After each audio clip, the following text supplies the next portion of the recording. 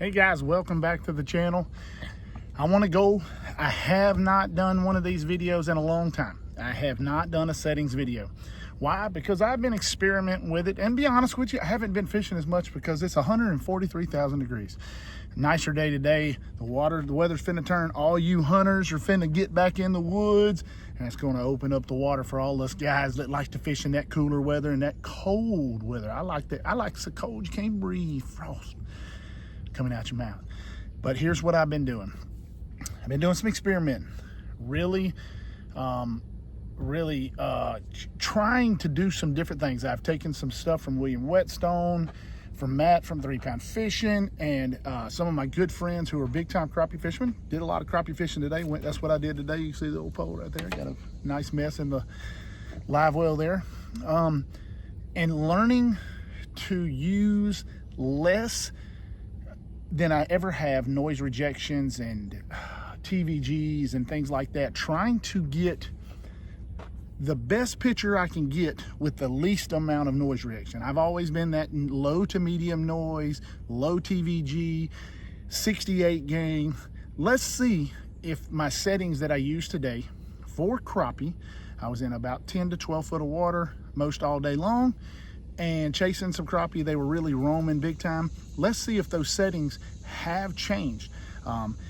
I still think my baseline settings are great settings, but the more I learn about Livescope, and I'm learning just like you are, the more I like to tinker, and the more, I gotta be honest with you, the more I've changed just slightly things that I do and settings that I use. So let's take a look at it right now, and we're gonna go through all those settings, and then you may be able to use these to help you with your next fishing, whether it be crappie or bass or walleye, whatever you may do. Let's take a look at them right now. All right, guys, so here's what I've been doing. Been experimenting. Yes, okay, when you're running less noise rejection, you're going to see more. So what I did was I yanked that gain all the way up to kind of show you what we're talking about. And if you go way down, you see that. But I've been running about 65 to 68, just like normal. And yes, you see the resemblance of a ghost tree. That doesn't bother me because I see less dead spots running no noise rejection. So I'm running 67 to 68, even down to 65 in some cases. And I'm really seeing less dead areas. Now, when we're talking about color gain, 80 to 90, yes, the lower the color gain, the better detail you see, but I'll trade a little bit of that detail for the popping of the bait.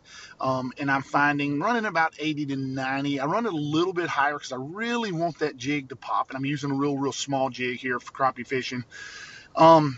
Don't use grid overlay much, but I can see where folks love to run it. I really can see where this is an advantage. Look at that really nice fish there. Really see a big old ball of bait fish right there. It's sweet. Reverse range.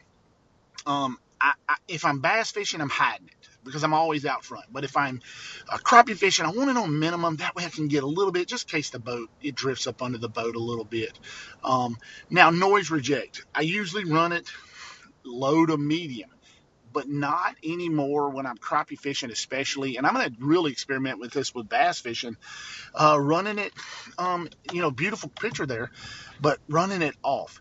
A little bit of ghost tree, but it's not bothering me because I'm getting what I want. No dead spots, being able to track the bait and the fish the whole time, really liking that. Maybe run a little TVG at times, but even I'm turning that off a lot. Focus, as you know, this is a per unit basis. It doesn't, I see so many people holler at, well, 137 focus or 163 focus. It's a per unit basis, and set it on a per unit basis, and I believe that. All right, guys, as you see, hey, using less filters than I've ever used before today, and like I said, those filters, when you use less, you're going to see a little bit more of that ghost tree. You're going to see a little bit more of that artifact in the water. But I got to tell you something. Here's one thing that I have learned. By using less, say noise rejection and things like that, you get the full width of the cone.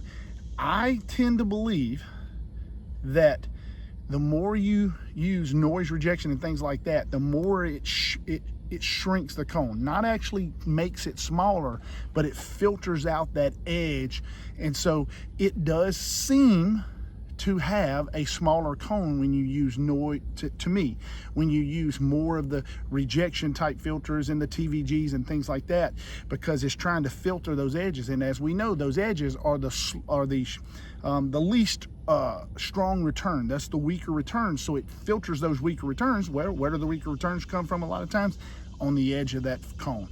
Guys, thanks for watching. Thanks for subscribing. I hope this helped you out. Ring the bell.